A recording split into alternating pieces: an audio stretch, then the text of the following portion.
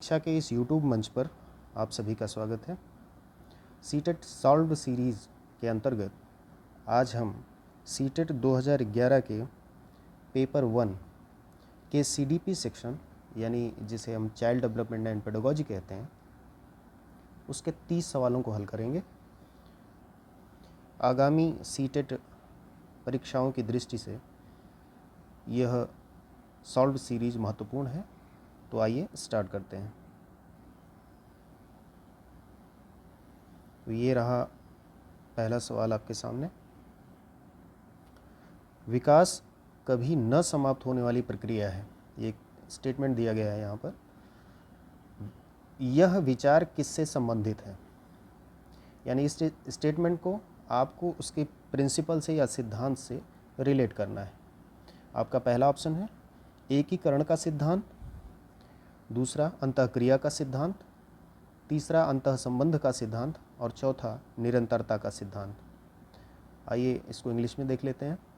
Principle of integration, principle of interaction, principle of inter relation और principle of continuity.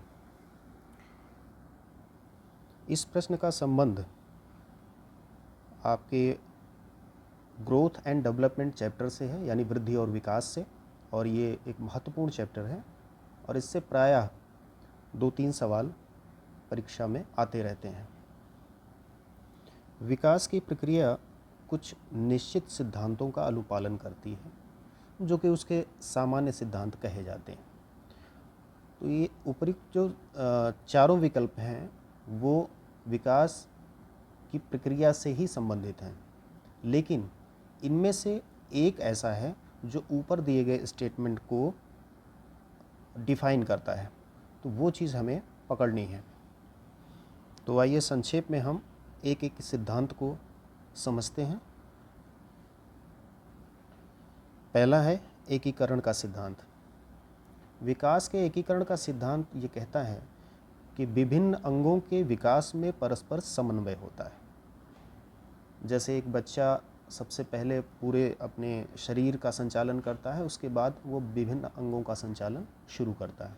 तो इस हिसाब से देखा जाए तो यह सिद्धांत या प्रिंसिपल ऊपर के स्टेटमेंट को डिफाइन नहीं कर रहा है, इसलिए यह उसका उत्तर नहीं होगा। अब आइए दूसरे विकल्प पर चलते हैं, अंतःक्रिया का सिद्धांत। विकास का अंतःक्रिया का सिद्धांत ये कहता है कि विकास वंशानुक्रम और वातावरण यानी हेरिडिटी और एनवायरनमेंट की परस्पर अंतःक्रिया का परिणाम है। तो इस हिसाब से ये प्रिंसिपल या सिद्धांत भी ऊपर के स्टेटमेंट को डिफाइन नहीं कर रहा है, इसलिए यह भी इसका आंसर नहीं होगा। अब आइए तीसरा ऑप्शन देखते हैं। विकास का अंतःसंबंध का सिद्धांत ये कहता है कि विकास की विभिन्न जो विमाएँ हैं या डायमेंशंस हैं, जैसे शारीरिक, मानसिक, सामाजिक, इनके बीच अंतःसंबंध होता है। तो यह आपका विकल्प भी स्टेटमेंट को डिफाइन नहीं करता, इसलिए यह भी इसका राइट आंसर नहीं होगा। और विकास का निरंतरता का सिद्धांत जो है वो ये कहता है कि विकास निरंतर या अविराम गति से चलता रहता है, यानी गर्भ से मृत्यु पर्यंत। तो इस तरह से इस स्टेटमेंट को डिफाइन कर रहा है हमारा निरंतरता का सिद्धांत, इसलिए ये इसका राइट आंसर हो जाएगा। आइए दूसरा सवाल देखते हैं। बच्चों के बौद्धिक विकास की 4 विशिष्ट अवस्थाओं की पहचान की गई। स्किनर के द्वारा, पियाजे के द्वारा, कोलबर्ग के द्वारा या एरिक्सन के द्वारा। देखिए इसके इंग्लिश वर्जन में इंटेलेक्चुअल डेवलपमेंट ये वर्ड आया है, तो आप इससे बिल्कुल भी भ्रमित मत होइएगा। इंटेलेक्चुअल डेवलपमेंट या कॉग्निटिव डेवलपमेंट दोनों एक ही बात है। तो इसका जो राइट आंसर होगा वो होगा पियाजे के द्वारा।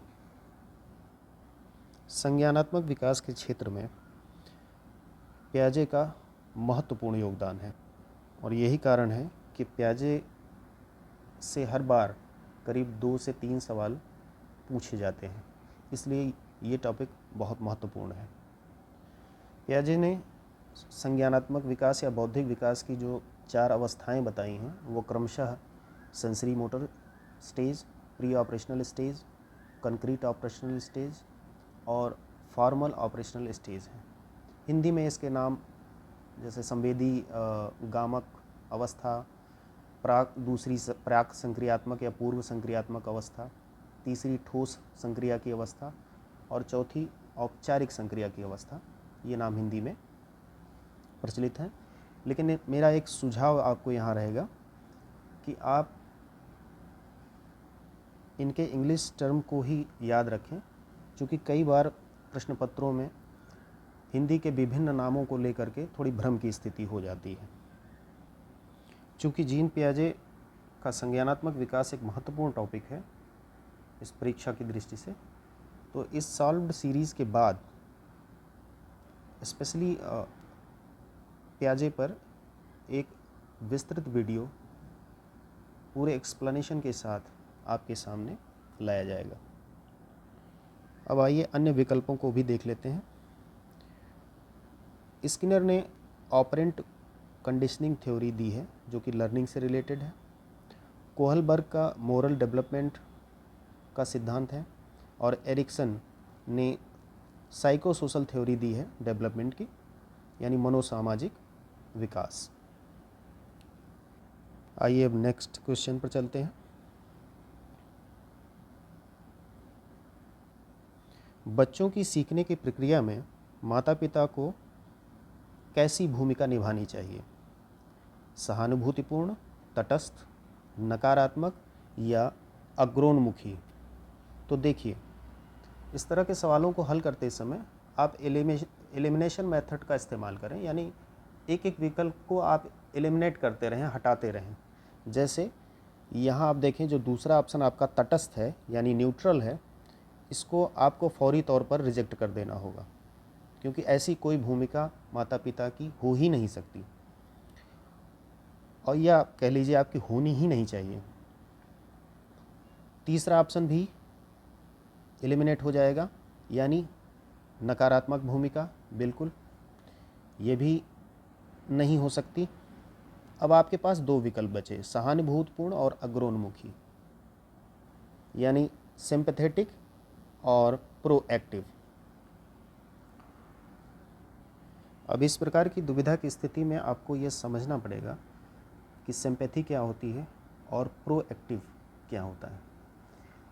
देखिए, सिंपैथी या सहानुभूति वह है जिसमें हम किसी के दुख, दर्द या सुख का अनुभव करते हैं। जैसे किसी को रोता हुआ देख करके अपने अंदर दुख की अनुभूति करना, ये सहानुभूति है।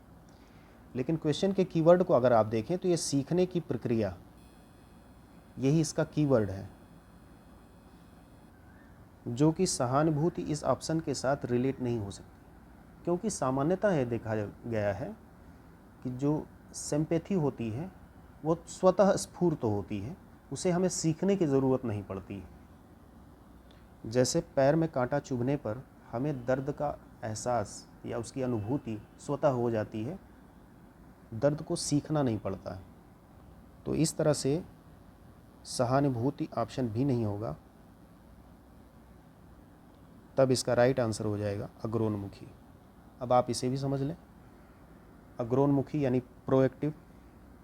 देखिए, बच्चे को हम ये मान कर चलते हैं, जीन पियाजे इसके बड़े समर्थक हैं कि बच्चे को सक्रिय मानते हैं, एक्टिव मानते हैं वो। तो बच्चा एक्टिव है, जिज्ञासु है, क्यूरियस है और वो कुछ सवाल आपसे पूछता है। तो ऐसे में एक माता पिता के रूप में उसकी उस जिज्ञासा को और बढ़ा देना, यही प्रोएक्टिव होना है। अर्थात बच्चे की सक्रियता को अग्रोन्मुखी यानी आगे बढ़कर उन्मुख कर देना, बढ़ा देना, यही अग्रोन्मुखी होना है और माता पिता को इसी भूमिका का निर्वाह करना चाहिए। अब आइए नेक्स्ट क्वेश्चन देखते हैं। सीखने के अंतर्दृष्टि सिद्धांत को किसने बढ़ावा दिया है?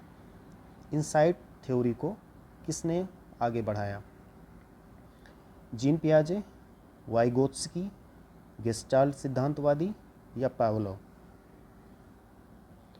अंतर्दृष्टि सिद्धांत को सूझ सिद्धांत के नाम से भी हिंदी में जाना जाता है और इसे प्रमोट करने का जो श्रेय है, बढ़ावा देने का श्रेय है, वो गेस्टाल्ट सिद्धांतवादियों को है। इसमें कोहलर का नाम काफ़ी प्रमुखता से लिया जाता है और उनका एक चिंपैंजी पर किया गया जो प्रयोग है वो महत्वपूर्ण है। अंतःदृष्टि सिद्धांत यह कहता है कि समस्या समाधान की प्रक्रिया में व्यक्ति सर्वप्रथम संपूर्ण परिस्थिति को देखता है,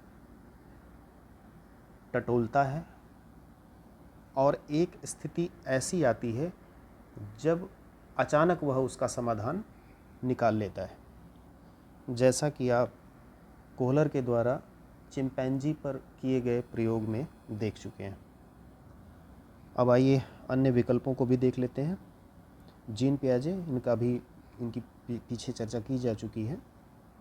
इनका संज्ञानात्मक विकास का जो सिद्धांत है वो महत्वपूर्ण है। दूसरा ऑप्शन वाइगोत्स्की है, ये भी संज्ञानात्मक विकास से संबंध रखते हैं। और पावलोव ये संबंध रखते हैं क्लासिकल थ्योरी से, लर्निंग की, जिसे हिंदी में शास्त्रीय अनुकूलन भी कहते हैं। अब आइए अगले प्रश्न पर चलते हैं। सीखने की प्रक्रिया में अभिप्रेरणा, पहला ऑप्शन शिक्षार्थियों को एक दिशा में सोचने के योग्य बनाती है। दूसरा, शिक्षार्थियों में सीखने के प्रति रुचि का विकास करती है। तीसरा, शिक्षार्थियों की स्मरण शक्ति को पैना करती है। चौथा, पिछले सीखे हुए को नए अधिगम से अलग करती है। आइए पहले हम अभिप्रेरणा को समझने का प्रयास करते हैं। अभिप्रेरणा या मोटिवेशन एक काल्पनिक आंतरिक प्रक्रिया है जो व्यवहार करने के लिए हमें शक्ति प्रदान करती है और व्यवहार जो होता है वो हमारा एक खास मकसद या उद्देश्य की तरफ जाता है। अभिप्रेरणा के दो रूप या प्रकार देखने को मिलते हैं, एक आंतरिक अभिप्रेरणा और दूसरी बाह्य अभिप्रेरणा। अर्थात बाह्य अभिप्रेरणा में आप दूसरों के द्वारा मोटिवेट होते हैं और आंतरिक अभिप्रेरणा स्वयं आपके अंदर से होती है। अभिप्रेरणा का रुचि के साथ या इंटरेस्ट के साथ बड़ा गहरा संबंध है। जब आप अभिप्रेरित हो जाते हैं तो स्वतः आपकी रुचि उस विषय या क्षेत्र में अपने आप बन जाती है। तो इस हिसाब से देखें तो इसका जो सेकंड ऑप्शन है, शिक्षार्थियों में सीखने के प्रति रुचि का विकास करती है, ये राइट आंसर होगा। अब यहाँ जो ध्यान देने वाली बात है वो है ऑप्शन 1 और 2 में, इनके बीच थोड़ा सा कंट्राडिक्शन है।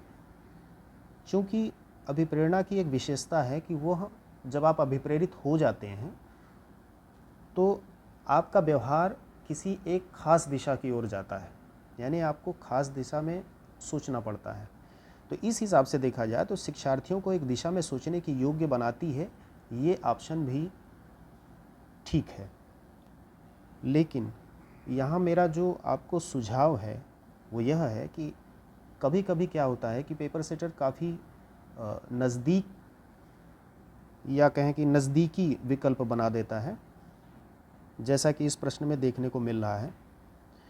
तो यहाँ मेरा ये सुझाव है कि आपको कॉन्टिनम अप्रोच यानी जो सातत्य उपागम है उसे अपनाना चाहिए। कॉन्टिनम अप्रोच का सीधा सा मतलब है कि जैसे आप कोई व्यक्ति अच्छा है, ज़्यादा अच्छा है या बहुत अच्छा है, इस तरह का सातत्य आप बना दें तो उसमें आप एक चूज़ करते हैं कि हाँ ये बहुत अच्छा है, ये कम अच्छा है, ये बहुत कम अच्छा है, इस तरह से। तो विकल्पों में भी आपको यही दृष्टि रखनी चाहिए, जो क्वेश्चन के विकल्प दिए गए हैं, कि उनमें सबसे अच्छा आंसर कौन सा निकल के आ रहा है। तो चूँकि मैंने आपको बताया कि मोटिवेशन का रुचि के साथ बहुत गहरा संबंध है, तो इसी विकल्प के साथ आपको जाना चाहिए। जब ये विकल्प ना हो तब आप किसी दूसरे विकल्प की ओर जाएं। तो आइए अपने नेक्स्ट क्वेश्चन की ओर बढ़ते हैं।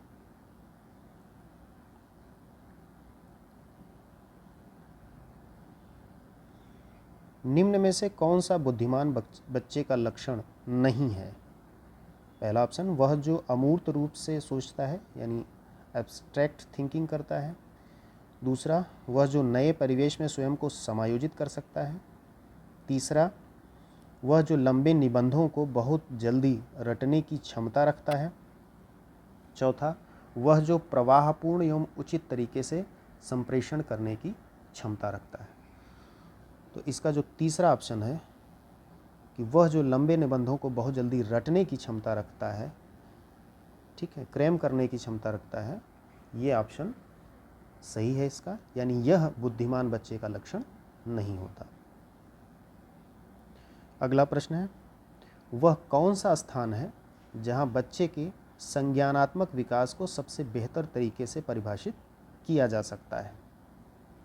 सभागार यानी ऑडिटोरियम, घर, खेल का मैदान और विद्यालय एवं कक्षा पर्यावरण। तो इसका जो राइट आंसर होगा वो होगा विद्यालय एवं कक्षा पर्यावरण। ऐसा क्यों? क्योंकि विद्यालय और क्लासरूम जो एनवायरनमेंट होता है उसका पूरा ताना बाना जो बुना जाता है, यानी टीचिंग मेथड्स से लेकर के टेक्निक्स से लेकर के एक्टिविटीज़ जितनी सारी कराई जाती हैं वो संज्ञानात्मक विकास के ही परिप्रेक्ष्य में होती हैं।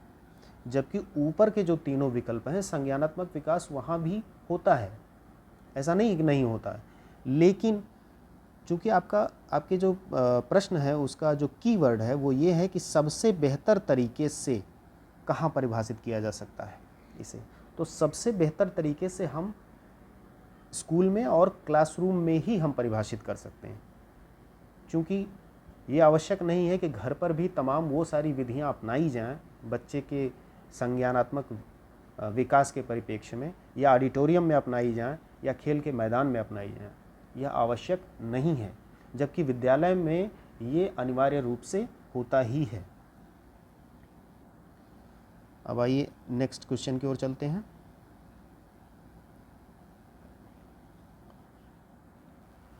वह अवस्था जब बच्चा तार्किक रूप से वस्तुओं व घटनाओं के विषय में चिंतन प्रारंभ करता है पूर्व संक्रियात्मक अवस्था, मूर्त संक्रियात्मक, संवेदी प्रेरक या औपचारिक संक्रियात्मक। इंग्लिश इसका वर्जन देख लें आप, pre operational, concrete operational, sensory motor, formal operational. तो जब बच्चा वस्तुओं एवं घटनाओं के विषय में चिंतन प्रारंभ करता है और वह भी तार्किक रूप से यानी लॉजिकली, वह अवस्था होती है मूर्त संक्रियात्मक अवस्था, यानी इसका सेकंड ऑप्शन जो होगा वो सही होगा। अब चूंकि मैंने आपको पहले भी बताया कि जीन पियाजे एक महत्वपूर्ण टॉपिक है और उसे विस्तार से विस्तृत रूप में पढ़ने की आवश्यकता है, तो इसलिए इस पर एक पर्टिकुलर वीडियो जो पूरे एक्सप्लेन के साथ आएगा तो उसको आप वॉच करना ना भूलें। वहाँ हम पूरी एक एक अवस्था को, एक एक स्टेज को डिफाइन करेंगे और उसके अंदर उसकी क्या विशेषताएं हैं इसको हम समझने का प्रयास करेंगे। अब आइए नेक्स्ट क्वेश्चन देखते हैं। निम्न में से कौन सा बच्चे की सामाजिक मनोवैज्ञानिक आवश्यकताओं के साथ संबद्ध नहीं है? यहाँ मेरा एक सुझाव है आपको, इस तरह के सवाल जब आएँ कि कौन सा नहीं है, तो नहीं को आप परीक्षा के दौरान ही टिक मार्क ज़रूर कर लें, कोई टिक लगा लें नहीं के नीचे या उसको बोल्ड कर लें। कई बार क्या होता है कि उसको नहीं है की जगह है हम करके चले आते हैं और बाद में काफ़ी अफसोस होता है कि बड़ी जल्दबाजी में हमने पढ़ लिया। तो आइए देखते हैं।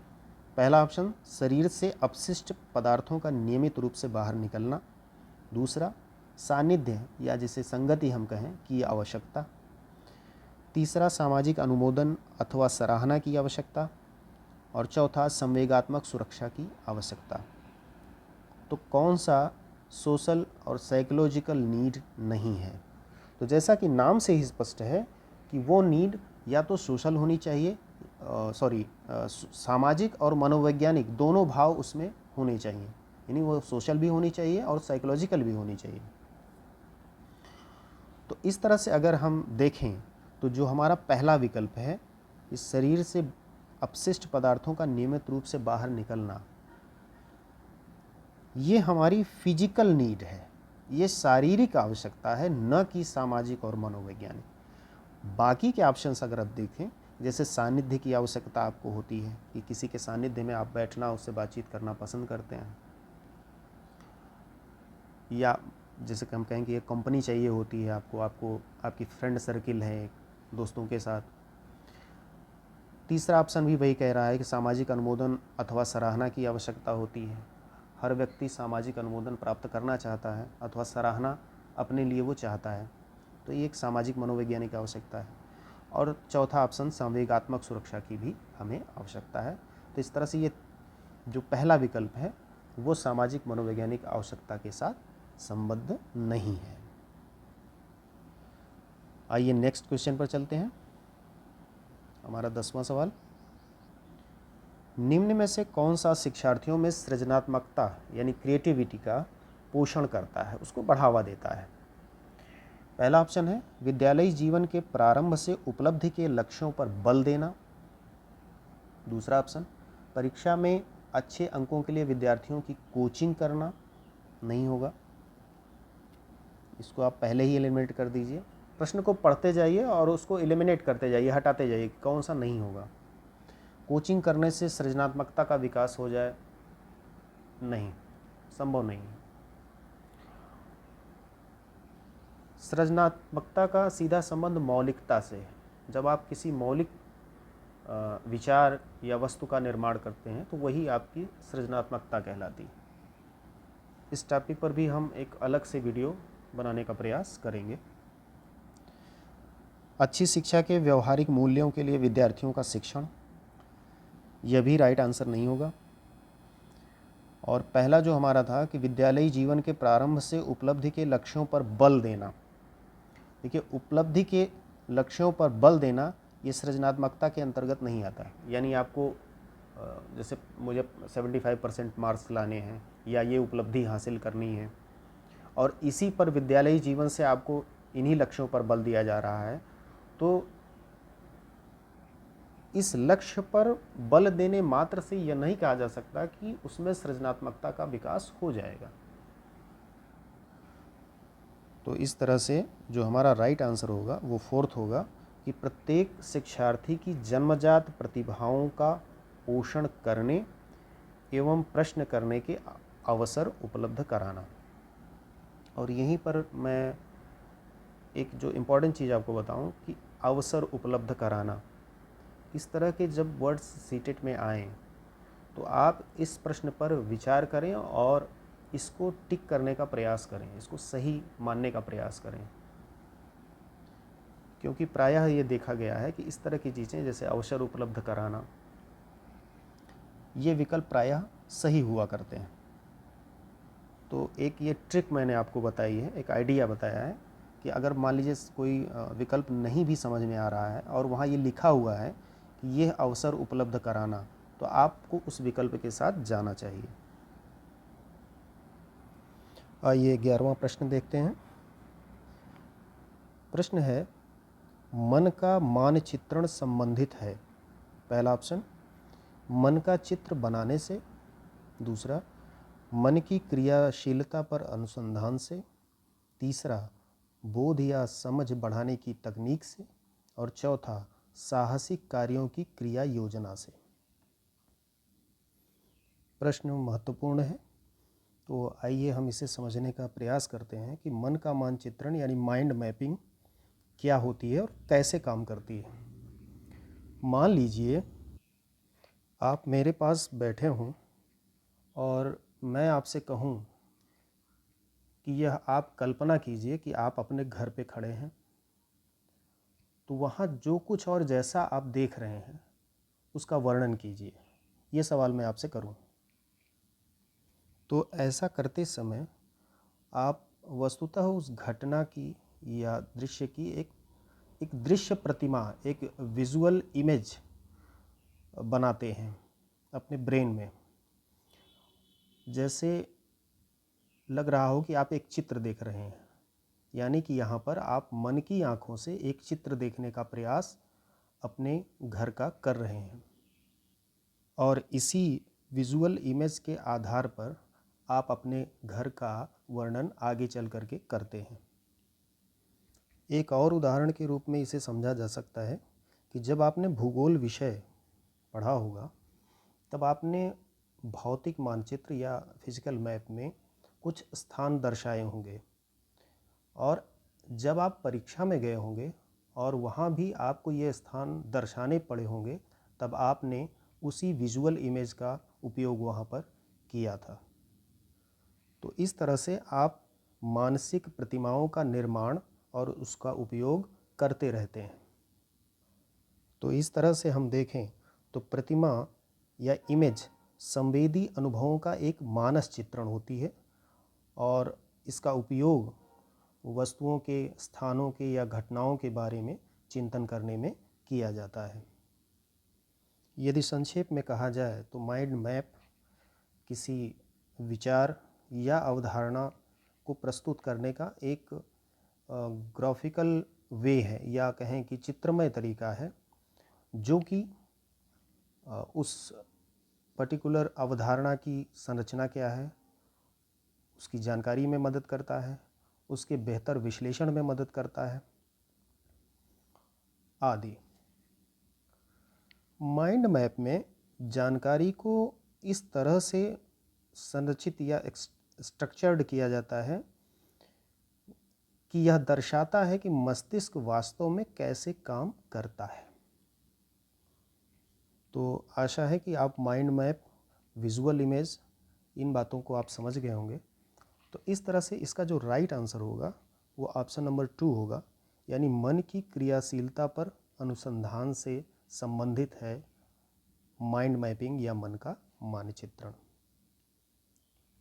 आइए नेक्स्ट क्वेश्चन पर चलते हैं।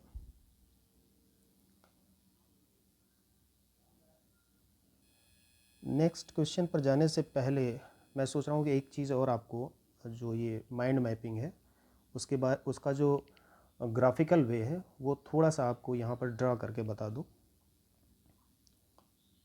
मान लीजिए कि आप जीन पियाजे का संज्ञानात्मक विकास का सिद्धांत पढ़ रहे हैं, स्वयं पढ़ रहे हैं, अथवा मान लीजिए कि आपको पढ़ाना है एज ए टीचर। तो अब आप माइंड मैपिंग करते हुए उसको कैसे प्रेजेंट करेंगे, तो उसका एक उदाहरण छोटा सा मैं यहाँ पर आपको दे रहा हूँ। मान लीजिए आपने एक सेंट्रल आइडिया बनाया, वहाँ पर आपने कॉग्निटिव सी कर दिया, मीन्स सी मीन्स कॉग्निटिव, और यहाँ पर आप डी भी कर सकते हैं, कॉग्निटिव डेवलपमेंट। किसके अनुसार? पियाजे के अनुसार। अब चूंकि उन्होंने 4 अवस्थाएं बताई हैं, तो आप इस तरह से कुछ लेते हुए डायग्राम, आप उन 4 अवस्थाओं के नाम इस तरह से आप कर सकते हैं। विभिन्न तरीके हो सकते हैं, एक उदाहरण के रूप में मैं आपको बताने की कोशिश कर रहा हूँ। यहाँ जैसे सेंसरी मोटर स्टेज आ गई, फिर दूसरी स्टेज आ गई प्री ऑपरेशनल, कंक्रीट ऑपरेशनल और फॉर्मर ऑपरेशनल। इस तरह से आप ड्रॉ कर सकते हैं। उसके बाद भी मान लीजिए इसमें इसकी कुछ 3-4 विशेषताएं हैं हर अवस्था की, तो उसको भी आप आगे बढ़ाते हुए ड्रा कर सकते हैं। अगर हम सब में 3-3 विशेषताएं मान ले रहे हैं तो कुछ इस तरह से ड्रा होगा। अब यहाँ आप चाहें तो 1 बाई 1, लाइन बाई लाइन एक एक विशेषता को लिख सकते हैं, या फिर इसी को बॉक्सेस के ज़रिए, जैसा भी आप सुटेबल समझें, आप यहाँ इंडिकेट कर सकते हैं। तो ये कुल मिला करके माइंड मैपिंग का एक उदाहरण हुआ। क्योंकि इसकी जो विजुअल इमेज है वो बहुत अच्छी बनती है, और उस तरह से टेक्स्ट में आप कोई चीज़ लिख दें लाइन बाय लाइन और उसको याद करें तो उतनी इमेज अच्छी ब्रेन में बनती नहीं है। तो ये काफ़ी कारगर तरीका होता है। आइए अब आगे बढ़ते हैं। क्वेश्चन नंबर 12, एक बच्चा अतीत की समान परिस्थिति में की गई अनुक्रियाओं के आधार पर नई स्थिति के प्रति अनुक्रिया करता है, तो यह किससे संबंधित है? सीखने की प्रक्रिया का अभिवृत्ति नियम, सीखने का तत्परता नियम, सीखने का सादृश्यता नियम अथवा सीखने का प्रभाव नियम, यानी law of attitude, law of readiness, law of analogy और लॉ ऑफ इफेक्ट। तो 12वें प्रश्न का जो राइट आंसर होगा वो होगा तीसरा, यानी सीखने का सादृश्यता नियम। अब आइए अन्य पर भी थोड़ी चर्चा कर लेते हैं। देखिए, सीखने का जो तत्परता नियम है, लॉ ऑफ रेडीनेस, और चौथा सीखने का जो प्रभाव नियम है, ये दोनों थॉर्नडाइक महोदय के मुख्य नियमों के अंतर्गत आते हैं। तत्परता के नियम में थॉर्नडाइक महोदय ये कहते हैं कि कोई व्यक्ति सीखने के लिए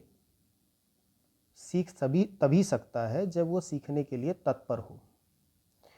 और प्रभाव का नियम ये कहता है कि अगर सीखना संतोषप्रद है, सुखद है, तो सीखने की क्रिया आगे बढ़ती रहती है, और यदि सीखने के बाद स्थिति दुखद की किसी कारणवश आ जाती है तो सीखने की प्रक्रिया जो है वो शिथिल हो जाती है, ढीली हो जाती है।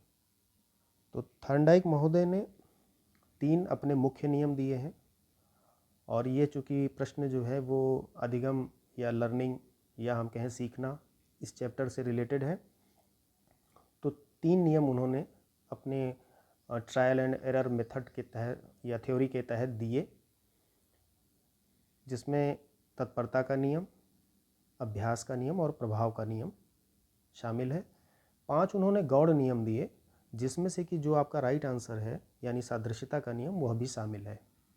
तो सादृश्यता का नियम यह कहता है कि कोई भी व्यक्ति नई परिस्थिति में उसी प्रकार की अनुक्रिया करता है जिस प्रकार की अनुक्रिया लगभग वह समान या सदृश परिस्थिति में पूर्व में करके सफलता प्राप्त कर चुका होता है।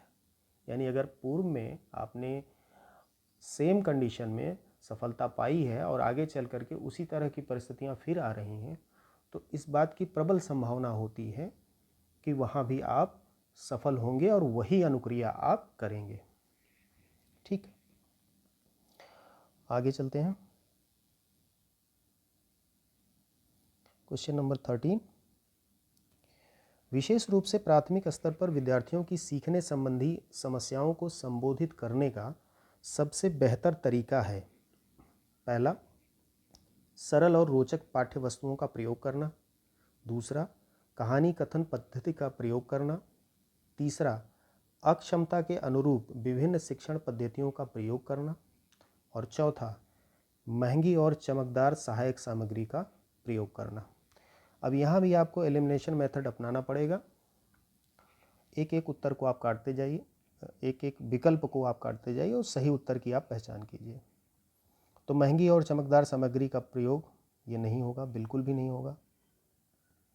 कहानी कथन पद्धति ये हर जगह लागू नहीं हो सकती। इतिहास आदि विषयों में यह काफ़ी सफल है, पर हर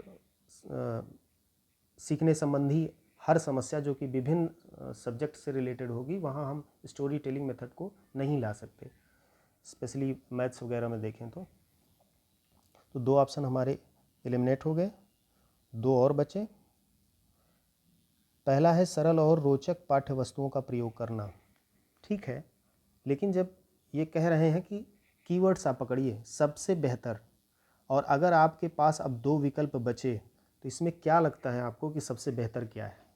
यही चीज़ अगर आप सीटेट में सीख गए तो आपके काफ़ी सारे सवाल जो हैं वो प्लस आंसर जो हैं वो प्लस हो जाते हैं और आप काफ़ी अच्छा नंबर गेन करते हैं उसमें। सरल और रोचक पाठ्यवस्तुओं का प्रयोग करना, और दूसरा ऑप्शन ये कह रहा है कि अक्षमता के अनुरूप विभिन्न शिक्षण पद्धतियों का प्रयोग करना। अभी दोनों में से किसके साथ आपको जाना चाहिए?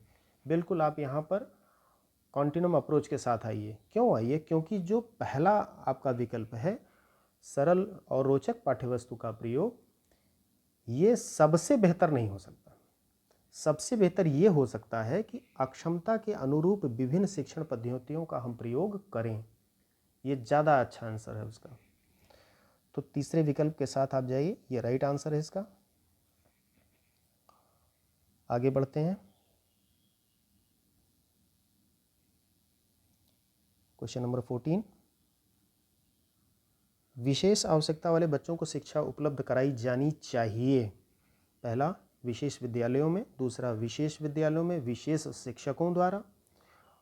तीसरा, अन्य सामान्य बच्चों के साथ। और चौथा, विशेष विद्यालयों में विशेष बच्चों के लिए विकसित पद्धतियों द्वारा। तो इसका जो राइट आंसर होगा वो होगा अन्य सामान्य बच्चों के साथ, क्योंकि इंक्लूसिव एजुकेशन यानी समेकित शिक्षा इसी बात पर जोर देती है, उसका पूरा बल इसी बात पर है कि जो विशेष आवश्यकता के बच्चे हैं वो भी सामान्य बच्चों के साथ पढ़ें और उनकी ही प्रगति में सामान्य बच्चे भागीदार हों और वो एक दूसरे को समान निगाह से देखें। विशेष आवश्यकता वाले बच्चों की जहाँ तक बात रही तो एक पर्टिकुलर चैप्टर पर इसका हम वीडियो बनाएंगे जहाँ पर विस्तार से बात की जाएगी, और जो इंक्लूसिव एजुकेशन है, समेकित शिक्षा है, उस पर भी एक वीडियो आवश्यक है और वो भी बनाया जाएगा, आगे आपको इसी प्लेटफार्म पर उपलब्ध होगा। चलिए अगला क्वेश्चन देखते हैं। डिसलेक्सिया किससे संबंधित है? पठन विकार, व्यवहार संबंधी यह विकार है, मानसिक विकार है, अथवा यह गणितीय विकार है? देखिए ये सवाल कई बार जो है आपको रिपीटेड मिलेगा आगे भी चल करके, तो ये आता रहता है बीच बीच में और चर्चित सवाल है। तो इसका जो राइट आंसर होगा वो होगा पठन विकार यानी रीडिंग डिसऑर्डर। कुछ अन्य विकार भी हैं उसमें। जब भी विकारों की बात होगी विशेष आवश्यकता वाले बच्चों के संदर्भ में ही ये टॉपिक वहीं आ जाएगा। तो वहाँ आपको जो प्रमुख विकार हैं, जैसे ये गणितीय विकार आप नीचे देख रहे हैं, इसको बोला जाता है डिसकैलकुलिया। ठीक है। मानसिक विकार में कुछ विकार आ जाते हैं आपके, जैसे ऑटिज्म वगैरह है। ठीक है, और ये डिसकैलकुलिया है।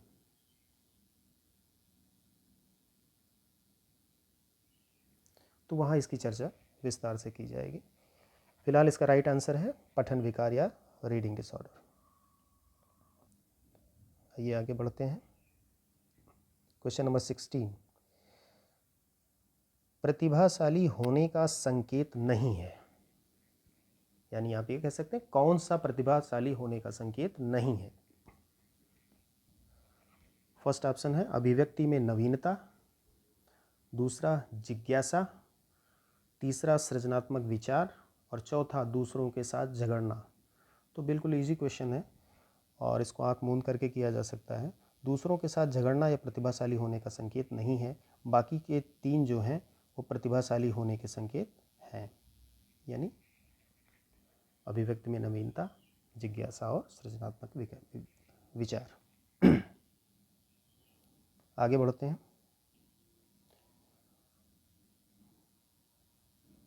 5वीं कक्षा के दृष्टिबाधित विद्यार्थी,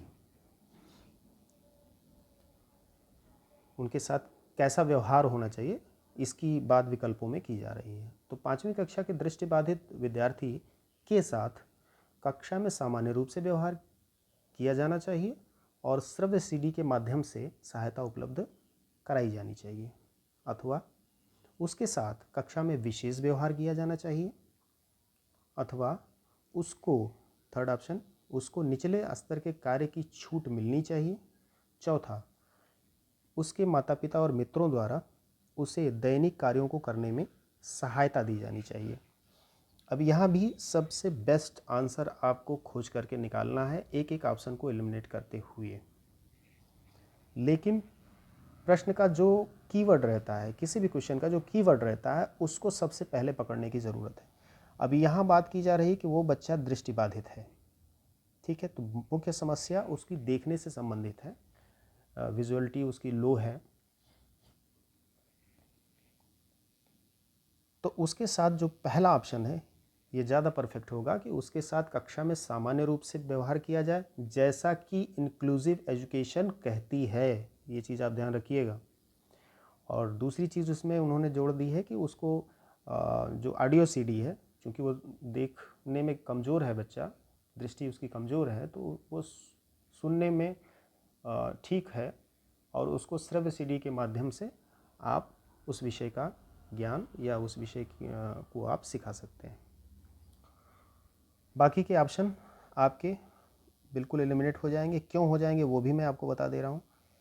देखिए, ये ऑप्शन इसलिए एलिमिनेट होगा क्योंकि ये विशेष व्यवहार की बात कर रहा है। इंक्लूसिव एजुकेशन विशेष व्यवहार की बात नहीं करती, और उसको निचले स्तर के कार्य की छूट मिलनी चाहिए। ये आंसर भी बहुत परफेक्ट नहीं है, क्योंकि निचले स्तर की कार्य करने की छूट अगर आप दे देंगे और वही कार्य वो करता रहेगा, तो उसका सीखना, जो वास्तविक सीखना होना चाहिए, वो नहीं हो पाएगा, जिसमें उसको थोड़े से उच्च स्तर के भी कार्य करने पड़ सकते हैं, लो विजुअलिटी के साथ भी।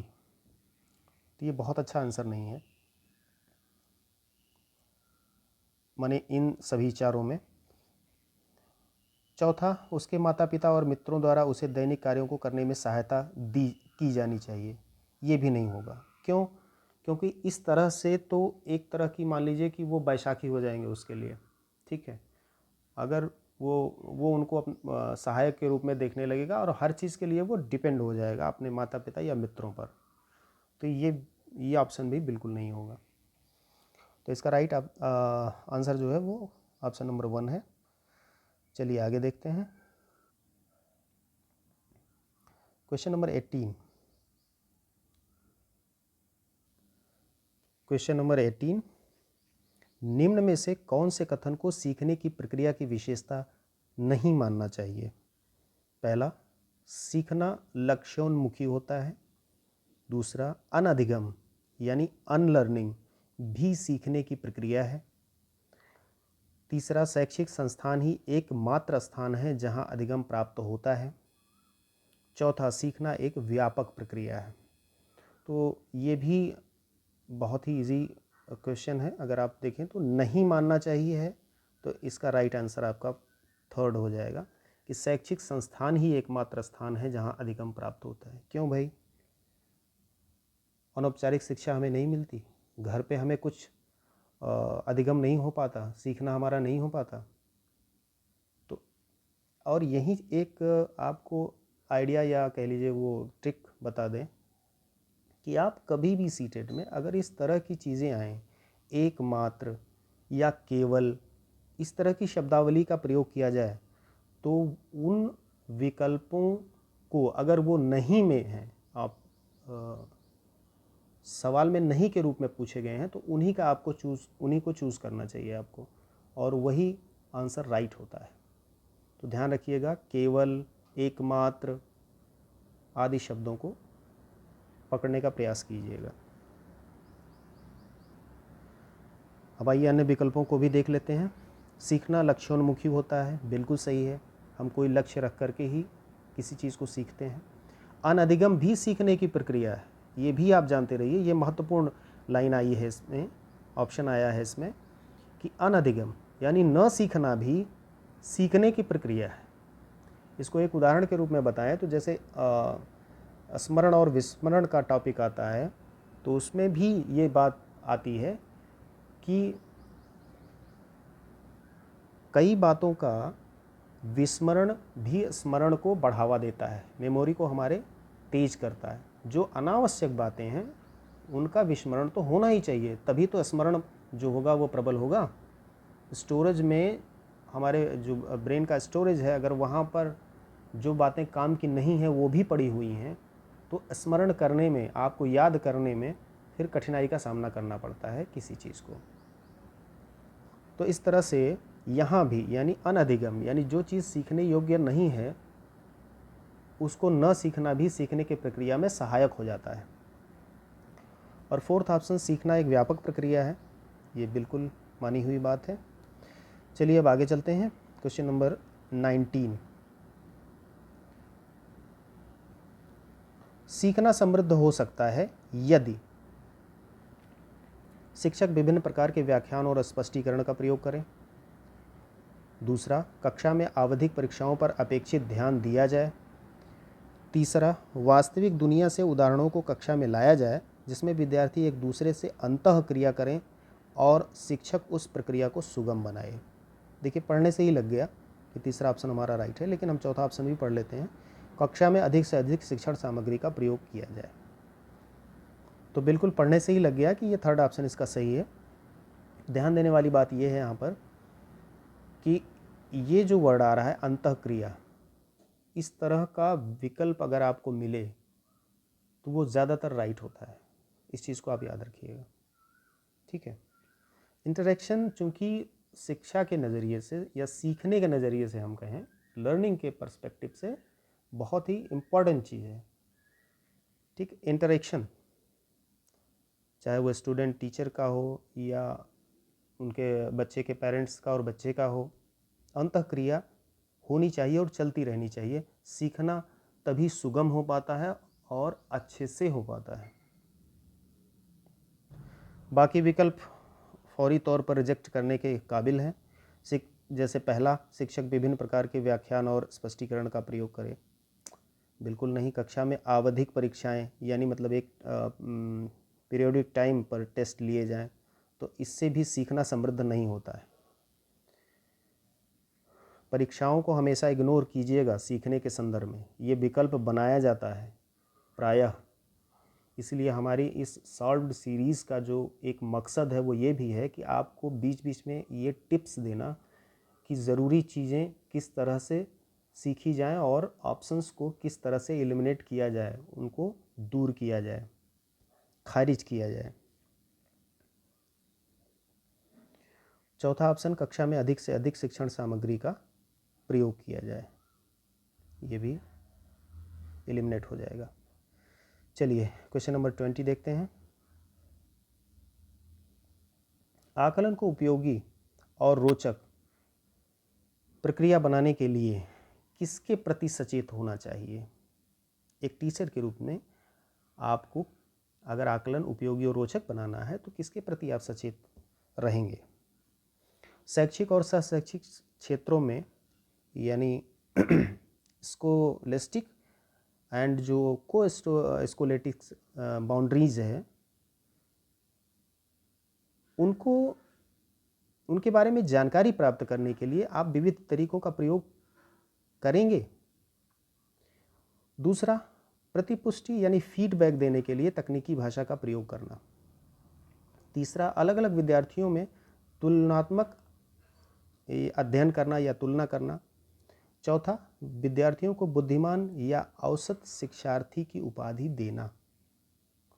तो आकलन को रोचक और उपयोगी बनाने के लिए हमारा जो पहला ऑप्शन है वही राइट होगा। शैक्षिक और सह-शैक्षिक क्षेत्रों में विद्यार्थी के सीखने के बारे में जानकारी प्राप्त करने के लिए विविध तरीकों का प्रयोग एज ए टीचर आप करेंगे। बाकी सारे जो विकल्प हैं वो खारिज हो जाएंगे, इसलिए भी हो जाएंगे क्योंकि कोई फीडबैक देने के लिए फीडबैक अच्छी बात है, पर यहाँ पर दिक्कत क्या है कि आप तकनीकी भाषा का इस्तेमाल बता रहे हैं, तो ये नहीं होगा। अलग अलग विद्यार्थियों में तुलना तो बिल्कुल नहीं, क्योंकि हर बच्चा यूनिक है, स्पेशल है, और ये बात पूरी तरह से साबित हो चुकी है। विद्यार्थियों को बुद्धिमान या औसत की उपाधि देना नहीं, ऐसा करके आप भेद को बढ़ावा दे रहे हैं और इंक्लूसिव एजुकेशन की जो मेन ऑब्जेक्टिव है या उसका प्रमुख उद्देश्य है उसकी आप अवहेलना कर रहे हैं।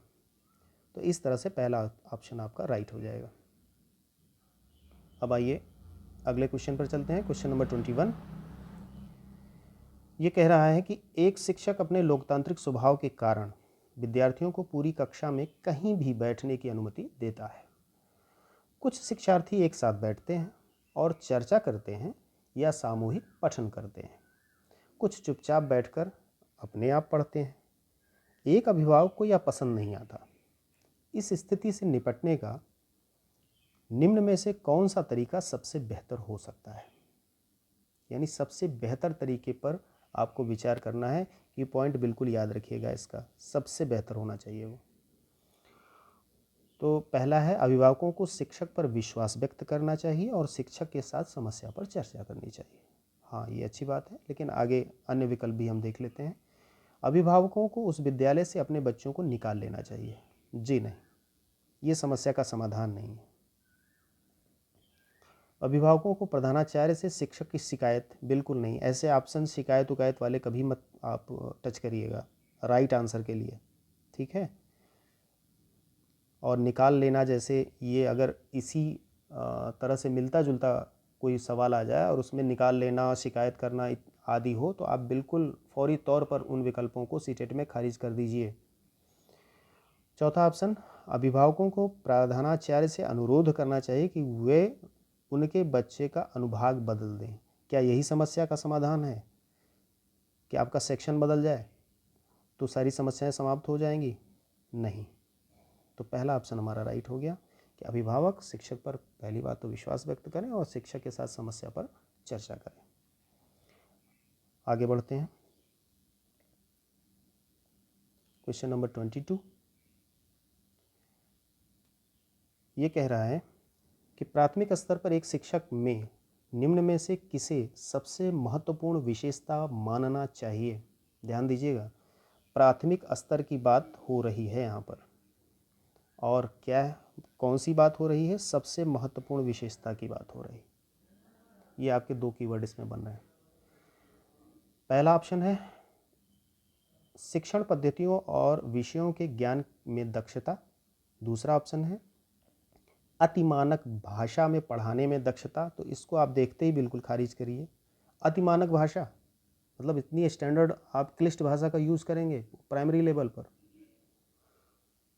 तो बिल्कुल इसको हटाइए इस ऑप्शन को। तीसरा ऑप्शन देखते हैं, पढ़ाने की उत्सुकता। चलिए मान लेते हैं थोड़ी देर के लिए कि होनी चाहिए, ईगरनेस होना चाहिए। चौथा, धैर्य और दृढ़ता। ठीक है, अब तीन विकल्प आपके पास बचे। पहला विकल्प, उस पर फिर से विचार करते हैं, शिक्षण पद्धतियों और विषयों के ज्ञान में दक्षता। तो ये तो मेरे ख्याल से प्राइमरी लेवल हो चाहे हायर लेवल हो, चाहे आपके 12th क्लास हो 10th क्लास हो, यहाँ सब भी चाहिए भाई। शिक्षण पद्धतियों और विषयों के ज्ञान में अगर आपकी दक्षता नहीं है तो आप कैसे टीचर? तो यहाँ तो आपको इस ऑप्शन को भी एलिमिनेट करना चाहिए। अब दो बचे आपके पास, पढ़ाने की उत्सुकता और धैर्य और दृढ़ता। तो आप किसके साथ जाना चाहेंगे? इंटरेस्टिंग है। देखिए, चूंकि प्राइमरी लेवल की बात है और सबसे महत्वपूर्ण विशेषता है, तो प्राइमरी लेवल पर थोड़ा सा स्ट्रगल, बच्चे छोटे होते हैं, तो वहाँ आपको पेशेंस बनाए रखने की बहुत ज़रूरत है और दृढ़ता की बहुत आवश्यकता है। ठीक है, वो कई सारे सवाल करेंगे, कुछ रिलेटेड थोड़े से अनरिलेटेड भी हो सकते हैं, तो थोड़ा पेशेंस आपके पास वहाँ पर होना प्राइमरी लेवल पर बहुत ज़रूरी है। पेशेंस मस्ट है। तो धैर्य और दृढ़ता जो है इसका राइट आंसर हो जाएगा, क्योंकि इन दोनों विकल्पों में भी ये सबसे अच्छा विकल्प है।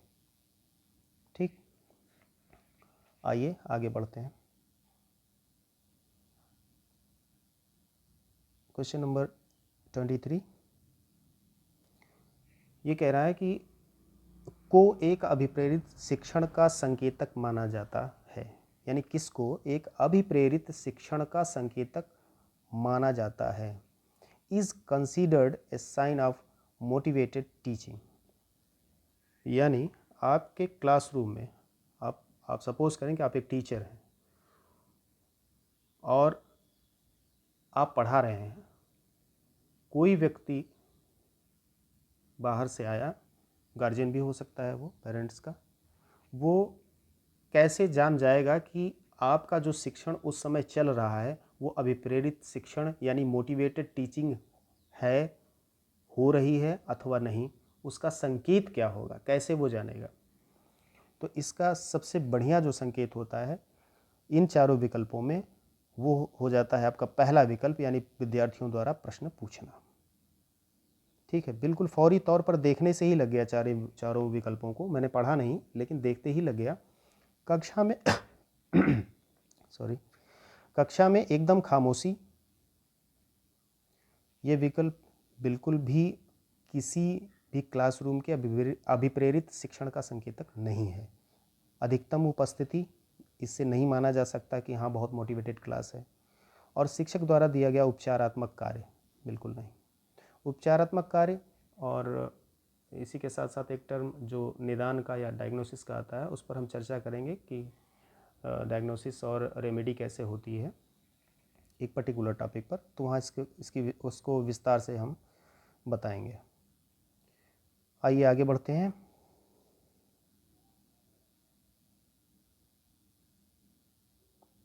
निचली कक्षाओं में शिक्षण की खेल पद्धति मूल रूप से आधारित है। पहला, विकास एवं वृद्धि के मनोवैज्ञानिक सिद्धांतों पर। दूसरा, शिक्षण के समाजशास्त्रीय सिद्धांतों पर। तीसरा, शारीरिक शिक्षा कार्यक्रमों के सिद्धांत पर। अथवा चौथा, शिक्षण पद्धतियों के सिद्धांत पर।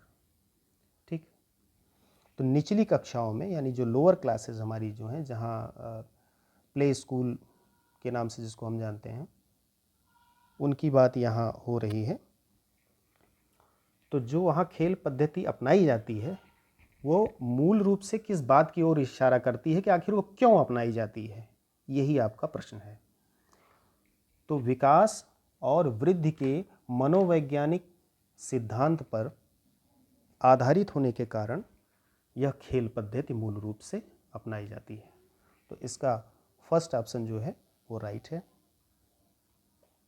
शिक्षण के समाजशास्त्रीय सिद्धांतों पर जी नहीं, ये बिल्कुल अलग टॉपिक है। शारीरिक शिक्षा कार्यक्रमों के सिद्धांत पर नहीं, शिक्षण पद्धतियों के सिद्धांत पर नहीं।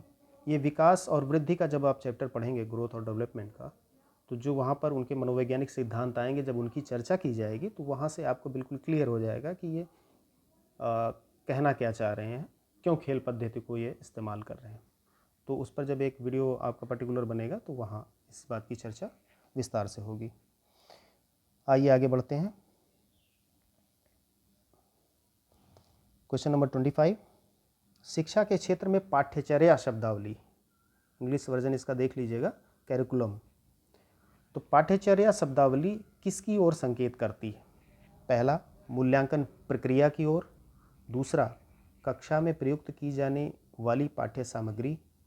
तीसरा, शिक्षण पद्धति एवं पढ़ाई जाने वाली विषय वस्तु, इसकी ओर संकेत करती है। या चौथा, विद्यालय का संपूर्ण कार्यक्रम जिसमें विद्यार्थी प्रतिदिन अनुभव प्राप्त करते हैं, इसकी ओर संकेत करती है। तो देखिए, पाठ्यचर्या एक ब्रॉड कॉन्सेप्ट है जिसमें शिक्षा से संबंधित समस्त चीज़ों का समावेश होता है। मसलन उसका कैरिकुलम जो है वो जब वो फ्रेमवर्क किया जाता है तब उसमें क्या क्या चीज़ें कैसे हम लेकर के चलेंगे, हमारा मकसद क्या होगा और किस तरह से हम शिक्षा की व्यवस्था करेंगे, आदि आदि बातें की जाती हैं। और एक चीज़ यहाँ पर आप समझ लें, पाठ्यचर्या और पाठ्यक्रम में अंतर, यानी कैरिकुलम और सिलेबस में अंतर। कैरिकुलम एक ब्रॉड कॉन्सेप्ट है और जो सिलेबस है वो उसका एक पार्ट है जो आप बाद में टेक्स्ट बुक के रूप में प्रिंट होकर के आता है, आप उसको देखते हैं। तो इस तरह से देखा जाए तो मूल्यांकन प्रक्रिया, कक्षा में प्रयुक्त की जाने वाली पाठ्य सामग्री, शिक्षण पद्धतियों में पढ़ाई जाने वाली विषय वस्तु, इन सबको समाहित करता हुआ जो हमारा चौथा ऑप्शन है, क्योंकि ये सबको समाहित कर ले रहा है, विद्यालय का संपूर्ण कार्यक्रम, देखिए इसी लाइन से, जिसमें विद्यार्थी प्रतिदिन अनुभव प्राप्त करता है, ठीक, इसकी ओर संकेत करती है पाठ्यचर्या नामक शब्दावली। ठीक है, और आगे इस पर थोड़ी सी चर्चा आवश्यक होगी, चूँकि नेशनल करिकुलम फ्रेमवर्क 2005 वो भी थोड़ा सा देखना पड़ेगा हम लोगों को। तो NCF जिसे कहते हैं हम, NCF 2005 पर एक अलग वीडियो बनाने की आवश्यकता पड़ेगी इस पर, तो वहाँ सारी बातें क्लियर हो जाएंगी। आगे चलते हैं। क्वेश्चन नंबर 26, पियाजे के अनुसार, देखिए मैंने आपको बताया था शुरू में कि पियाजे 2-3 सवाल लेकर के चले आते हैं, तो पियाजे को ध्यान में रखिएगा। पियाजे कह रहे हैं कि पियाजे के अनुसार निम्नलिखित में से कौन सी अवस्था में बच्चा अमूर्त संकल्पनाओं के विषय में तार्किक चिंतन करता है। अब देखिए वहाँ के आंसर में और यहाँ के आंसर में फ़र्क आ गया। ठीक है, वहाँ का तार्किक चिंतन जब हो रहा था, पीछे आप जब बैक करके देखेंगे तो वो वस्तुओं के संदर्भ में था, यानी जिनको आप देख सकते हैं, छू सकते हैं, या मतलब सॉरी बच्चा जिनको देख सकता है, छू सकता है, उनके ज़रिए जब वो चिंतन करता है, तार्किक चिंतन करता है, तो वो आती है कंक्रीट ऑपरेशनल स्टेज यानी मूर्त संक्रियात्मक अवस्था के में। और जब अमूर्त संकल्पना की बात की जाती है तो वो तार्किक चिंतन आरंभ होता है औपचारिक संक्रियात्मक अवस्था से। सरल भाषा में समझें तो जब बच्चा मूर्त संक्रियात्मक अवस्था में होता है तो वो कुछ छोटी छोटी गोलियों के ज़रिए जोड़ना, घटाना और चीज़ें सीखता है, और एक स्थिति तब आती है जब वो औपचारिक संक्रियात्मक अवस्था में यानी 11 वर्ष से ऊपर होने पर वो प्रवेश जब करता है उस अवस्था में, तो अब आपको ये बताने की आवश्यकता नहीं होती, उसे कांच की गोलियां या मिट्टी की गोलियां देने की ज़रूरत नहीं होती। आप 2+2 पूछते हैं और तुरंत उसका उत्तर वो दे देता है। ठीक है, क्योंकि उसकी या उसी तरह से कोई किसी क्वेश्चन का आप उसका निर्माण करके आप उससे पूछते हैं तो उसका जवाब वो तत्काल दे देता है। उसे किसी ठोस वस्तु की आवश्यकता नहीं पड़ती जोड़ने घटाने के लिए। आइए आगे बढ़ते हैं। Question number 27। ये बिल्कुल आसान सा सवाल है, आप देखें इसे। एक शिक्षक को अपने शिक्षार्थियों की क्षमताओं को समझने का प्रयास करना चाहिए। निम्नलिखित में से कौन सा क्षेत्र इस उद्देश्य के साथ संबद्ध है। अब प्रश्न को आप थोड़ा अच्छे से समझ लें। ये सिर्फ ही इतना कह रहे हैं कि आप एज ए टीचर हैं और आप अपने विद्यार्थियों की, छात्र छात्राओं की क्षमता को समझना चाहते हैं, तो वह कौन सा क्षेत्र है जो आपकी समझ को, उनके प्रति आपकी समझ को बढ़ाने में सहायक होगा। तो जाहिर सी बात है, आपने देखा भी होगा कि जो एकेडमिक कोर्सेज़ हैं, जो टीचर ट्रेनिंग के कोर्सेज़ हैं, उनमें आप ये क्या कहते हैं, शिक्षा मनोविज्ञान, जो कि हमारा सेकंड ऑप्शन है, यही इसका राइट आंसर भी है। शिक्षा मनोविज्ञान आपको पढ़ाया जाता है। वृद्धि और विकास से लेकर के तमाम सारी बातें, अधिगम कैसे होता है, संवेदना क्या है, प्रत्यक्षण क्या है, आदि आदि बातें, चिंतन कैसे होता है, संज्ञानात्मक विकास क्या है, ये सब समाहित करता है। और इसके ज़रिए ही जब आप एक टीचर के रूप में प्रोफेशन में आते हैं तो उन्हीं बातों के ज़रिए जो आपको शिक्षा मनोविज्ञान के अंतर्गत बताई गई हैं, आप अपने विद्यार्थियों की क्षमता को जानने का या समझने का प्रयास करते हैं। आइए आगे बढ़ते हैं। Question number 28। कृतिका अक्सर घर में ज़्यादा बात नहीं करती, लेकिन विद्यालय में वह काफ़ी बात करती है। यह दर्शाता है कि, यानी कृतिका घर में बात नहीं कर रही है पर स्कूल में बात कर रही है, तो यह क्या चीज़ दर्शाएगा। पहला ऑप्शन, कृतिका को अपना घर बिल्कुल पसंद नहीं है। दूसरा, उसके विचारों को विद्यालय में मान्यता मिलती है। तीसरा, विद्यालय हर समय बच्चों को खूब बात करने का अवसर देता है। और चौथा, शिक्षकों की मांग होती है कि बच्चे विद्यालय में खूब बात करें। अब देखिए, इसमें भी वही चीज़ आई कि सबसे अच्छा आंसर आपको ढूंढना है, तो एक एक ऑप्शन को आप एलिमिनेट आपको करते चले जाना है जो अच्छे नहीं हैं। जैसे शिक्षकों की मांग होती है कि बच्चे विद्यालय में खूब बात करें, ऐसी कोई डिमांड शिक्षकों की नहीं होती है। ठीक है, ये आपका खारिज हो गया आंसर। दूसरा विकल्प, विद्यालय हर समय बच्चों को खूब बात करने का अवसर देता है, हर समय नहीं। ठीक है, अवसर बात में बीच बीच में, लेकिन हर समय ये शब्द लगा करके इन्होंने इस ऑप्शन को भी खारिज करने का पूरा अधिकार हमें दे दिया। अब दो ऑप्शन आपके पास बचे, उसके विचारों को विद्यालय में मान्यता मिलती है, अथवा पहला ऑप्शन, कृतिका को अपना घर बिल्कुल पसंद नहीं है।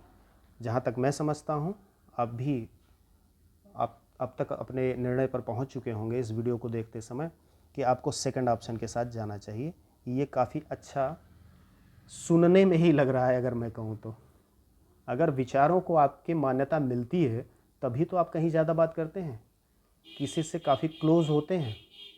जब आपके विचारों को मान्यता ही कोई नहीं देगा तो बात करने की फिर वजह क्या रह गई। तो पहले ऑप्शन से कई लोग ये दिमाग में आ सकता है उनके कि कृतिका को अपना घर पसंद नहीं है इसलिए वो बात नहीं करती। तो घर पसंद नहीं है या कोई और बात है, इस ऑप्शन से बहुत ज़्यादा क्लियरिटी नहीं मिल रही है कि कृतिका के साथ दिक्कत क्या आ रही है। लेकिन दूसरे ऑप्शन से पूरी तरह क्लियर है कि अगर वो विद्यालय में बात कर रही है तो उससे अपने साथियों के बीच, बच्चों के बीच और अपने टीचर्स से भी मान्यता मिल रही है उसके विचारों को, उसकी बातों को, इसलिए वो खूब बात कर रही है। तो इसका सेकंड ऑप्शन जो होगा वो राइट होगा, उसके विचारों को विद्यालय में मान्यता मिलती है। आइए आगे बढ़ते हैं। क्वेश्चन नंबर 29, बच्चे दुनिया के बारे में अपनी समझ का सृजन करते हैं, इसका श्रेय किसको जाता है? कोलबर्ग को, स्किनर को, पियाजे को या पावलोव को? तो इसका श्रेय सीधे तौर पर पियाजे को जाता है। उन्होंने ही यह कहा कि बच्चा सक्रिय है और अपनी जो समझ है उसके सृजन का या उसके निर्माण का अपने समझ का सृजन वो स्वयं करता है। तो ये इसका राइट आंसर पियाजे होगा। अब आइए क्वेश्चन नंबर 30 देखते हैं। निम्नलिखित में से किस अवस्था में बच्चे अपने समवयस्क समूह के सक्रिय सदस्य हो जाते हैं? देखिएगा, समवयस्क समूह के और सक्रिय सदस्य, तो इसको आप जब विकास की अवस्थाएं पढ़ेंगे, वृद्धि और विकास के अंतर्गत ही, तो वहाँ ये चीज़ें डिफाइन की जाएंगी एक अलग से चैप्टर में कि हर शैशवावस्था की, बाल्यावस्था की या किशोरावस्था की क्या क्या विशेषताएं हैं। तो उसके अंतर्गत यह विशेषता भी आएगी कि समवयस्क समूह का कोई बच्चा कब सक्रिय सदस्य बन जाता है। तो ये इसका जो राइट आंसर है वो है ऑप्शन नंबर 3, किशोरावस्था में। किशोरावस्था एक ऐसी स्थिति है जब बच्चा अपने समूह का सदस्य बनने के साथ साथ सक्रियता भी उसकी बढ़ जाती है और इस तरह से वो अपने समूह में बड़े उत्साह से प्रतिभाग करना शुरू कर देता है। और ऐसे तमाम उदाहरण हमको अपने आसपास भी देखने को मिलते हैं। तो इस तरह से सीटेट 2011 के सीडीपी सेक्शन के 30 सवालों का ये पहला वीडियो यहीं समाप्त होता है। हमने अपनी तरफ से पूरी कोशिश की कि चीज़ें सरल और सहज रूप में आपके सामने आ सकें, इसलिए टाइम थोड़ा सा ज़्यादा लगना स्वाभाविक है। तो इसका एक नकारात्मक पहलू ये होगा कि इस वीडियो की ड्यूरेशन काफ़ी बढ़ जाएगी, जो कि अबव 1 घंटे 10 मिनट या 15 मिनट हो सकती है। लेकिन हम इस समय सीमा के साथ कोई समझौता नहीं करना चाहते, क्योंकि हमारी ये मंशा है कि बहुत आराम से चीज़ों को डिफ़ाइन करते हुए चला जाए, जिससे चीज़ें स्वाभाविक रूप से आपकी समझ में आ सकें और अपेक्षानुरूप आप अच्छा प्रदर्शन कर सकें परीक्षा के दौरान। तो आपसे रिक्वेस्ट रहेगी कि आप अपनी सुविधा के अनुसार जब भी वीडियो को पॉज करना चाहें पॉज कर दें, क्लोज़ कर दें, फिर से आप उस टाइमलाइन के अकॉर्डिंग आप देखना स्टार्ट कर सकते हैं। लगातार देखने की ज़रूरत अगर आप नहीं समझ रहे हैं तो। यदि आपको हमारा प्रयास अच्छा लग रहा है तो आप हमें कमेंट करके बता सकते हैं, और वीडियो हेल्पफुल है आपके लिए तो आप अपने दोस्तों के साथ इसे शेयर करें, लाइक करें और चैनल को सब्सक्राइब भी करें। यदि आपका इस संदर्भ में कोई सुझाव भी हो तो आप कमेंट बॉक्स में उसे ज़रूर डालें। हमारी पूरी कोशिश रहेगी कि आपके सुझावों पर अमल किया जाए। वीडियो को अंत तक देखने के लिए आप सभी का धन्यवाद। मिलते हैं एक नए वीडियो के साथ। एक अच्छे भावी शिक्षक के रूप में आप सभी को शुभकामना।